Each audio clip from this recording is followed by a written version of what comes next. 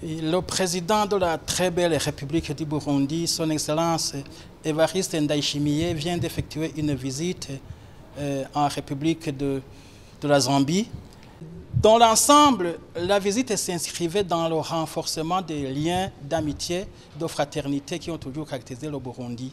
Et vous savez que les deux pays entretiennent certaines ressemblances, que ce soit sur le plan culturel, mais aussi sur le plan géographique.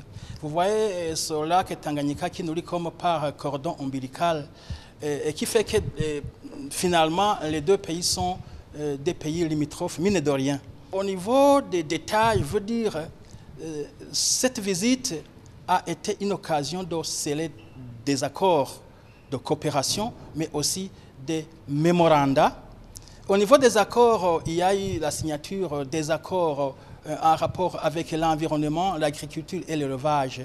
Au niveau des mémorandums, on a eu notamment affaire à un mémorandum d'entente sur le commerce, un mémorandum d'entente sur l'extradition des criminels, ainsi de suite. Son Excellence, le président de la République, a aussi pris cette occasion de cette visite pour prononcer un discours devant le Parlement zambien, ce qui est vraiment un nec plus ultra au niveau des considérations, au niveau des honneurs qui sont réservés aux présidents qui visitent les pays. Et le président de la République étant finalement devenu champion de la lutte contre la famine et la pauvreté, il a été aussi invité d'honneur à la 96e édition du Salon de l'agriculture et du commerce.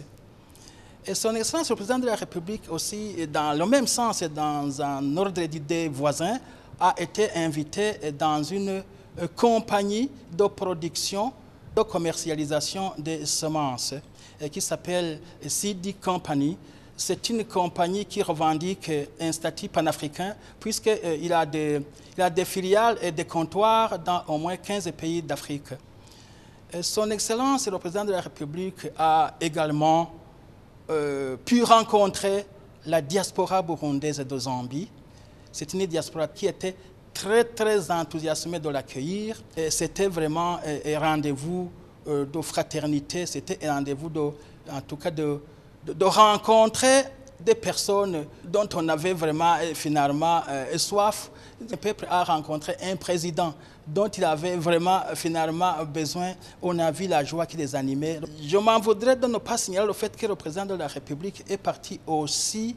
Il n'est pas allé en Zambie, blanc-ballant, il est parti avec un don de céréales. Vous savez que ce pays a été frappé par la sécheresse, une sécheresse qui a été trop dure et qui a fait que la récolte ne soit pas celle à laquelle on s'attendait. Et dans le sens de la solidarité, de la fraternité qui a toujours caractérisé les Burundais, donc son Excellence, le président de la République, a pensé qu'il était mieux qu'il parte avec ce qu'il avait et que d'autres peut-être n'avaient pas ou avaient moins. Et comme pour respecter le rendez-vous du donner et du recevoir, son homologue, lui aussi, en retour, lui a donné aussi des semences et de graines de maïs et qui sûrement vont être distribuées à la population pour qu'ils essayent deux espèces de maïs dans notre pays.